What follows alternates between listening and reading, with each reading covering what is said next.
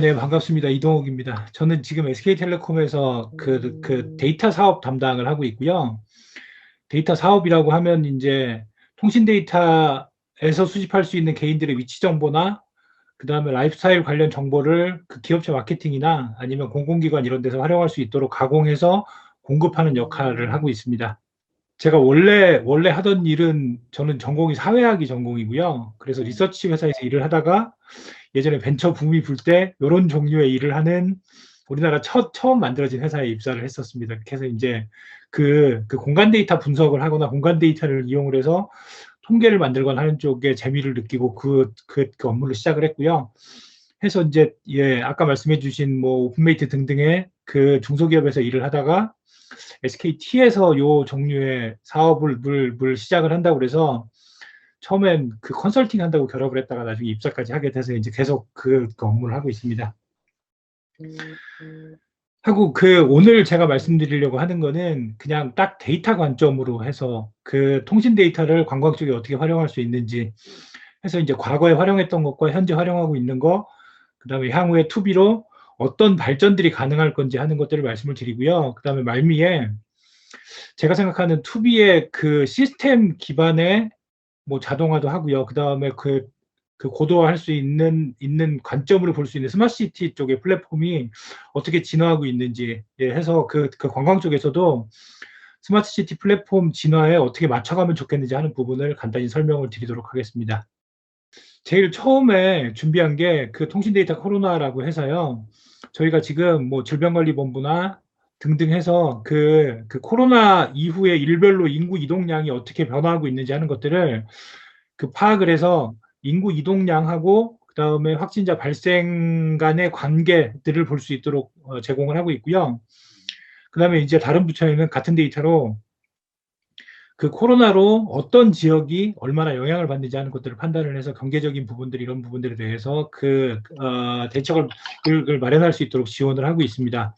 그래서 이제 요거를 이런 형태의 표나 그다음에 데이터로 제공을 하고 있거든요. 그래서 그 통신 데이터를 만든다고 하는 게 어떤 일인 건지에 대한 부분을 먼저 이걸로 설명을 드리도록 하겠습니다. 보시면 이제 2월 3일부터 작년 12월 말일까지의 인구 이동량이거든요. 하고 그 위쪽에 있는 녹색 선이 2019년도의 인구 이동량입니다. 그 다음에 아래에 있는 빨간 선이 2020년도의 인구 이동량입니다. 지금 그냥 표로 딱 보기 어려우시겠지만 보시면 파란색이 3개 있잖아요. 이게 이제 1차, 2차, 3차 예, 그 확진자가 크게 증가했던 시기고요. 1차, 2차, 3차 파란색 있는 딱 시작 부분을 보시면 빨간 선하고 녹색 선이 거의 같아졌거나 빨간 선이 녹색 선을 약간 추월한 걸 보실 수 있을 겁니다. 해서 명확하게 인구 이동량이 늘어나면 확진자가 늘어나더라. 그리고 확진자가 늘어나면 다시 이동량이 줄어들고 인구 이동량이 줄어들면 다시 확진자가 줄어들더라라고 하는 것들을 볼 수가 있고요. 그 다음에 표를 하나하나 뭐 보시면서 지금 이야기는 쉽지는 않지만 보면 이런 것도 있습니다. 이제 그 국지적으로 특히 특정 지역의 어떤 감염들이 발생할 때는 이동량이 줄어드는 폭이 조금 작아지고요. 그다음에 콜센터 이런 것들에서 확진자들이 나왔을 때는 사람들이 그 시기에는 약간 피로감을 느꼈던 시기라고 생각을 합니다. 그때가 6월 달인데요. 6월 초인데요. 6월 초에는 그 콜센터 이런 데서 확진자가 나왔음에도 불구하고 인구 이동량이 그다지 줄지 않고 19년, 20년이 비슷한 양상들을 보인다라고 하는 것들을 보실 수가 있습니다. 이거를 제가 관광지만 다시 올려봤거든요. 그 대표적인 우리나라 관광지 2군데를 해서 강원도하고 하고 제주도 2군데를 올렸는데요. 2월 달에 주요 이슈 글자 있는데 아래를 보시면 2019년도에 그 녹색선이 굉장히 높은데 2월 말 3월 2일 뭐 이렇게 돼 있는데 그 빨간 선이 차이가 엄청나게 큰 걸 보실 수 있을 겁니다. 이때 40% 이상 강원도 방문객들이 줄어들었을 때고요. 1차 확진됐었을 때 이렇게 했었고 2차 확진됐을 때도 그 8월 30일 위에 있는 글자 보면 바로 8월 바로 아래 정도에 보면 빨간색이 녹색 선을 그 크게 추월해 있는 걸 보실 수 있을 겁니다. 그리고 9월 28일, 10월 5일 사이에도 보면 빨간색이 추월해 있는 걸 보실 수 있을 건데요. 다시 이제 약간 풀어지면서 관광객들이 강원도로 많이 가고 확진자가 확 늘어났고 줄어든 다음에 조금 안정이 되니까 다시 관광객들이 늘어나는 모습들을 볼 수가 있습니다. 해서 저희가 이렇게 생각을 합니다. 강원도는 그렇게 코로나의 영향을 크게 받지 않았다라고 하는 것들로 저희가 생각을 하고 있고요. 대신에 제주도는 보시면 강원도하고 차트가 완전히 다르죠. 특히 1차 확진자 증가했을 때는 제주도는 정말 큰 타격들을 입었었습니다. 그리고 제주도도 2차 8월 30일 있는데 8자 아래 정도를 보시면 빨간색이 녹색을 크게 넘어서고 있죠. 그 다음에 추석 연휴에도 제주도는 관광객이 늘었습니다. 전년 대비해서도 증가를 했었고요. 한데 이제 그렇지 않은 기간 동안에는 상당히 많이 줄어들었고, 그 다음에 줄고 늘고 패턴이 19년도하고 조금 다르게 코로나 영향들을 더 많이 받는다라고 하는 것들을 볼 수가 있었습니다. 그래서 이제 이걸 보여드린 이유는 뭐냐면, 제가 코로나의 영향이 이런 식입니다라고 하는 것을 설명드리려고 하는 게 아니고요. 그 데이터를 가공을 하면 이런 것들을 볼 수가 있다라는 거를 말씀을 드리고요.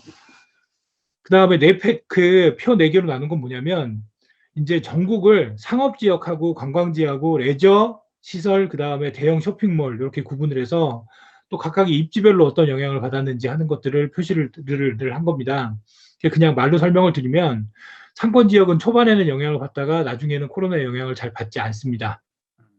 그리고 이게 이제 또 하나 재밌는 게 지금 저희 쪽만 이렇게 판단을 했나 하고 생각을 했었는데 지난주에 서울시 미팅을 갔었는데요. 서울시에서도 같은 생각을 하는 게 홍대나 강남역 같은 큰 상권들은 그러니까 이거를 쪼개보는 겁니다. 쪼개서 골목 상권이라고 하는 동네 상권들하고 그다음에 대형 상권들을 비교해보면 대형 상권들은 상대적으로 코로나 영향을 많이 받았습니다. 그런데 다행히 골목 상권이라고 말하는 데는 코로나 영향이 상대적으로 적습니다.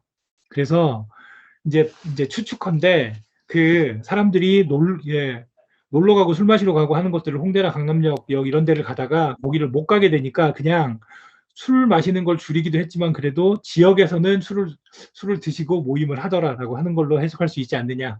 그래서 이제 공공기관에서는 그러면 위험도가 높은 대형 상권은 조금 덜 가더라도 골목 상권에 있는 자영업자들이 타격을 덜 받도록 지원하는 방안이 뭐가 있을까 하는 것들을 찾는 식으로 데이터를 볼 수가 있었고요.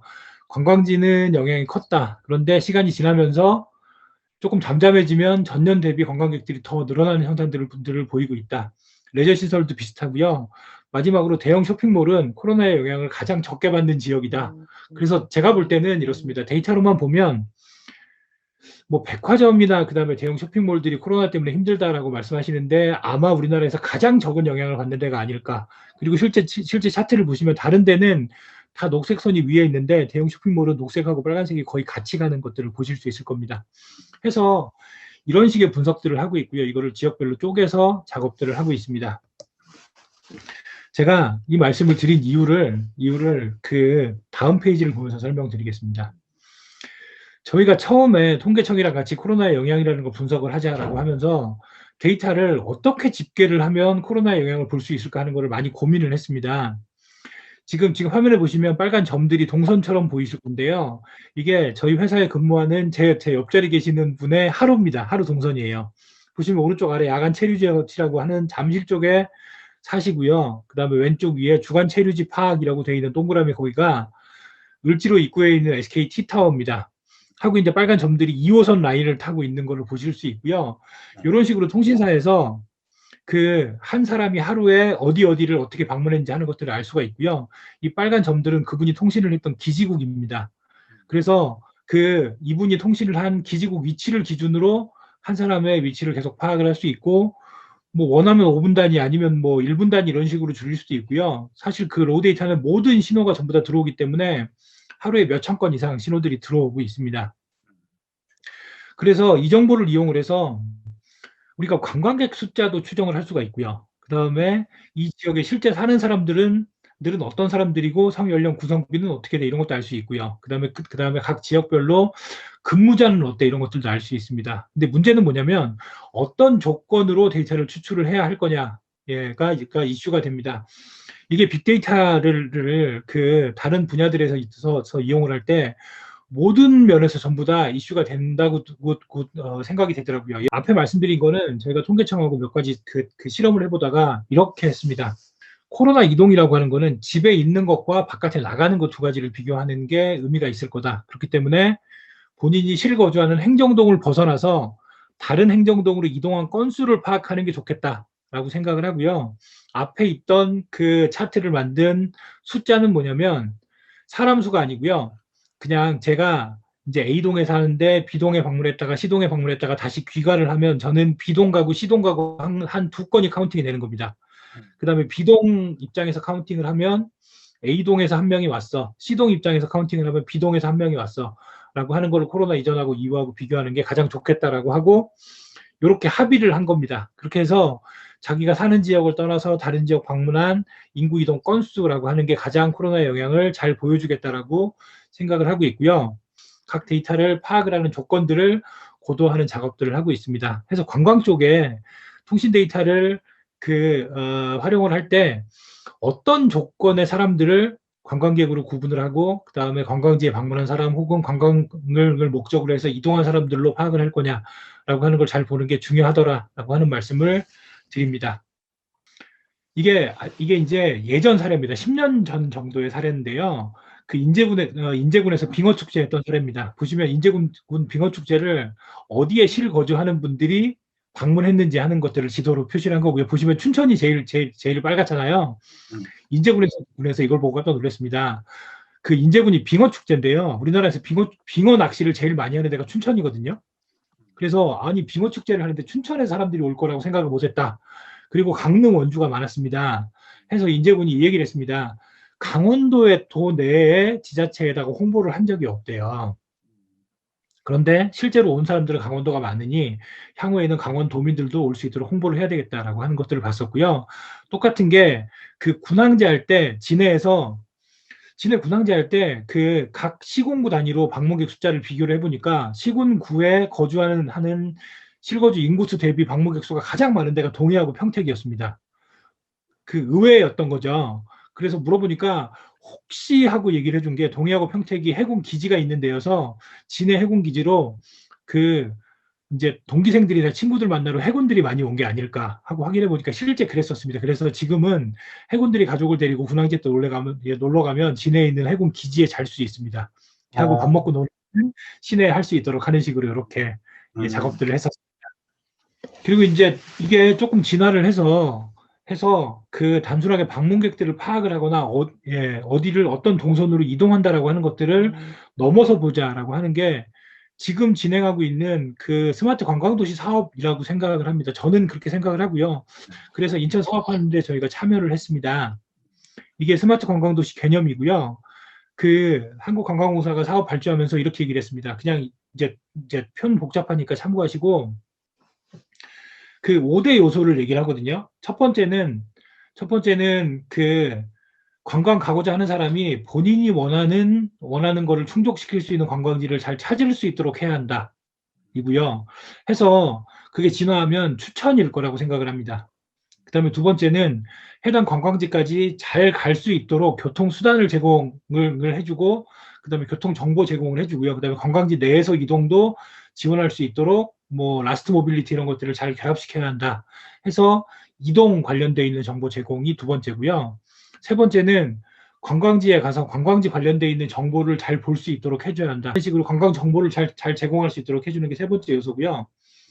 그 다음에 네 번째는 해당 지역에서 식사나 숙소 이런 것들, 그 다음에 박물관 이런 것들을 예약할 수 있도록 편하게 이용할 수 있도록 서비스를 제공하는 게 네 번째 요소. 마지막은 이렇게 네 가지를 사람들이 어떻게 이용하는지 그리고 어떤 사람들이 이용하는지 하는 것들을 비교할 수 있도록 데이터를 수집하고 분석할 수 있도록 플랫폼을 구축하는 이렇게 5대 요소를 결합을 시키자라고 이야기를 합니다. 제가 이게 이제 그 현재의 스마트 관광이고 그 다음에 투비의 모형으로 의미가 있겠다라고 생각하는 건 뭐냐면 데이터를 뭐 뻔한 얘기입니다. 데이터를 아무리 보고 이해를 해봐야 이게 구체적인 실행하고 연결이 안 되면 소용이 없잖아요. 그리고 실행을 한 다음에 다시 관광객들의 그 반응이나 관광객들이 어떻게 바뀌었는지 하는 거를 다시 분석을 해서 전략을 수정하는 것들이 필요한 거죠. 그래서 이제는 관광공사가 그렇게 하기 위한 시스템을 만들었다라고 생각을 하고요. 이 각각의 5대 요소가 잘 조화롭게 운영될 수 있도록 저희가 담당하는 데이터가 플랫폼입니다. 해서 이제 그 하는 사업을 이제 한국에서 시작을 했고, 이게 잘 되면 향후에는 한국관광공사가 만약에 이런 시스템이 인천뿐만이 아니라 100개 관광지에 설치가 됐다고 하면 우리나라 중요한 100개 관광지의 관광객들의 특성을 속속들이 알 수 있기 때문에 굉장히 관광 관련해서 좋은 정책들을 피고 그다음에 추천들 이런 것들도 할 수 있게 될 거다라고 생각을 합니다.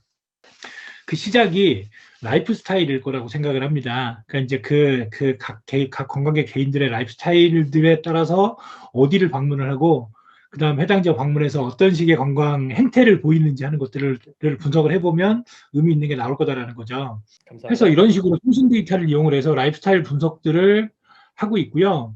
이걸 갖고 저희가 이제 이거는 코로나 이전입니다. 이전에 한번 한국인들의 관광 패턴을 라이프 스타일 유형으로 한번 구분을 해보자 해서 7개 정도로 그 통계 모델을 그룹핑 해보니까 그룹핑이 되더라고요. 첫 번째 그룹은 뭐냐면 맛집을 찾는 40, 50대 여성인데 대학원생들도 많습니다. 이게 특징이 1년 내내 그냥 맛집 정도 서울 수도권 거주하시는데 멀리 나가지 않고 맛집 정도를 다니시다가 1년에 한 번씩은 꼭 해외여행을 가시는 그룹이에요. 두 번째는 사회 초년생들이 많은데요. 이분들이 제주도를 가장 많이 가는 그룹입니다.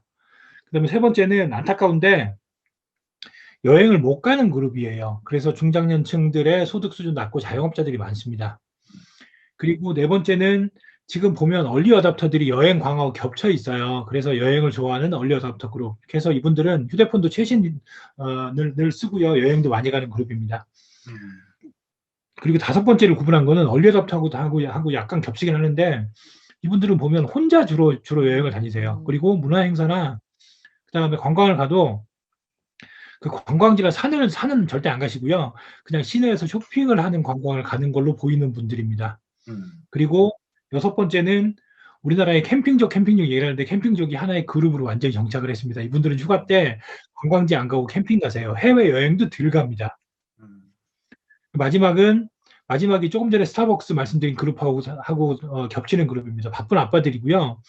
그 휴가 때 중심으로 해서 휴가를 가는데 소득은 높습니다. 해서 가족과 함께 맛집, 유적지, 축제 이런 데들을 다니고 이분들이 이제 이렇게 교양 관련돼 있는 관광 이런 것들을 선호하는 그룹들이더라고요. 그래서 이런 정도로 나눠볼 수 있고 각각의 그룹들이 어떤 관광지를 가더라고 하는 것들 매칭해보면 각 관광지에 가는 사람들의 특성들이 보이게 됩니다. 일단 플랫폼에 관광지 관련 시설이나 정보를 다 수집을 했습니다. 뭐 교통 주차라든지 환경, 치안, 뭐 업소, 기업 이런 것들까지 수집을 하고요.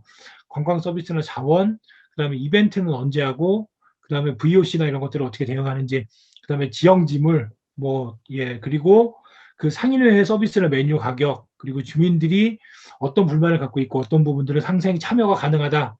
그리고 이제 앱을 통해서 관광객들의 위치나 동선, 그리고 그 동의를 받아서 SKT 고객인 경우에는 저희가 이분은 과거에 어디를 관광을 가던 분들이에요. 그리고 저희가 구분한 관광 유형은 이런 분입니다. 라는 걸 드리고요.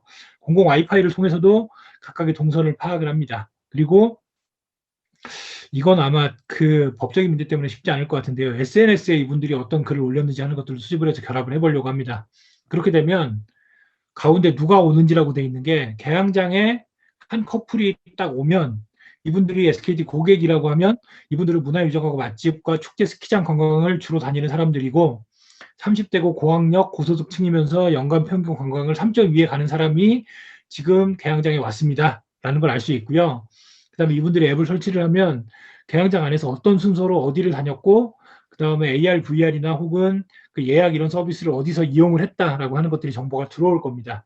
이렇게 되면 어떤 유형의 사람들이 관광을 오면 어떤 동선으로 다니고 어디에서 얼마나 체류를 하고 뭘 먹고 숙박을 하고 가더라라고 하는 것들이 그 비교 분석이 될 거다라고 생각을 합니다. 그 다음에 신용카드 정보를 결합시키면 상세한 관광가의 소비의 특성, 그 다음에 KCB 같은 신용정보 회사를 결합을 시키면 이분들의 소득 수준 이런 것들을 알 수가 있을 거기 때문에 관광 쪽에서도 가맹 결합하는 것들을 활발하게 하시면 좋겠다 이런 생각이 들었습니다.